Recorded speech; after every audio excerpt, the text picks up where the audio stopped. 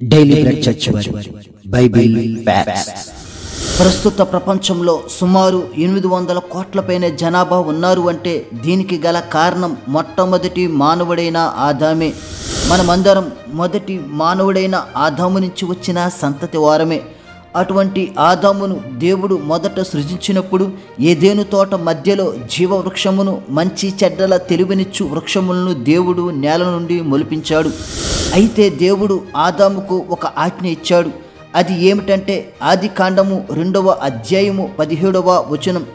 అయితే మంచి చెడ్డల తెలివినిచ్చు వృక్ష ఫలములను తినకూడదు, నీవు వాటిని తినుదినమున నిశ్చయముగా చచ్చెదవని నరునికి ఆజ్ఞాపించెను. ఈ లేఖనాన్ని మనం క్షుణ్ణంగా పరిశీలించినట్లయితే దేవుడు ఆదాముకు ఒక ఆజ్ఞ ఇచ్చాడు. ఏదెను తోట మధ్యలో ఉన్న మంచి చెడ్డల తెలివినిచ్చు చెట్ల ఫలాలు దేవుడు తినవద్దు అన్నాడు. ఒకవేళ తింటే మాత్రం తినుదినమనే నిశ్చయముగా చస్తావు అని దేవుడు ఆదాముకు ఆజ్ఞాపించాడు. కానీ తరువాత సర్పరూపంలో వచ్చిన సాతాను మాటలు నమ్మి ఆదాము తన భార్య అయిన హవ్వ ఇద్దరూ కలిసి దేవుడు తినవద్దన్న పండును తినేశారు. కానీ ఆదాముకు దేవుడు ముందుగానే చెప్పాడు, ఈ పండు తిన్న దినమున నిశ్చయముగా చస్తావని. నిశ్చయముగా అన్నాడంటే తప్పకుండా అదే రోజున చస్తావని అర్థం. కానీ తీరా చూస్తే ఆదాము ఏకంగా 930 సంవత్సరాలు బ్రతికాడు. దీని లేఖనాధారం మనం గమనించినట్లయితే ఆదికాండము 5వ అధ్యాయము 5వ వచనం. ఆదాము బ్రతికిన దినములన్నీ 930 ఏండ్లు. అప్పుడతడు మృతి పొందెను. ఈ లేఖనం ప్రకారం ఆదాము 930 సంవత్సరములు బ్రతికిన తర్వాతనే మృతి పొందాడు. దీని ప్రకారం ఎంతోమంది అన్యజనులు, హేతువాదులు, బైబిల్ విమర్శకులు బైబిల్ని తప్పుపడుతున్నారు.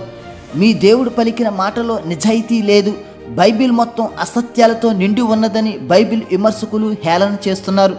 అయితే వీరు చెప్పినట్టుగానే దేవుడు అన్న మాటని నెరవేర్చుకోలేదా? దీనికి సమాధానం ఆ సత్యదేవుడే బైబిల్ గ్రంథంలో తన ప్రవక్తల చేత వ్రాయించాడు. 2వ పేతురు 3వ అధ్యాయము 8వ వచనం.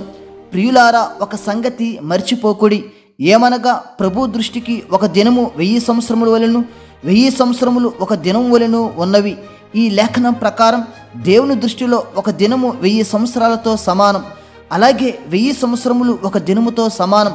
కావున ఆదాము బ్రతికిన 930 సంవత్సరములు దేవుని దృష్టిలో ఒక దినం లోపులోనే జరిగాయి. అంటే దేవుని దృష్టిలో ఒక దినం పూర్తి కాకముందే ఆదాము చచ్చిపోయాడు. అంటే ఆదికాండము 2:17లో చెప్పబడిన రీతిగానే ఆదాము చనిపోయాడు. బైబిల్ అంటేనే సత్యమైనది. ఆయన నోట నుండి జాలువారిన మాటలలో ఒక పొల్లైనను నిరర్థకము కానేరదు. ప్రకటన గ్రంథము 3వ అధ్యాయము 1వ వచనం. నీ క్రియలను నేను ఎరుగుదును, ఏమనగా జీవించుచున్నవన్న పేరు మాత్రం ఉన్నది గాని నీవు మృతుడవే. దేవుడు మిమ్ములను మీ కుటుంబములను దీవించునుగాక. ఆమేన్.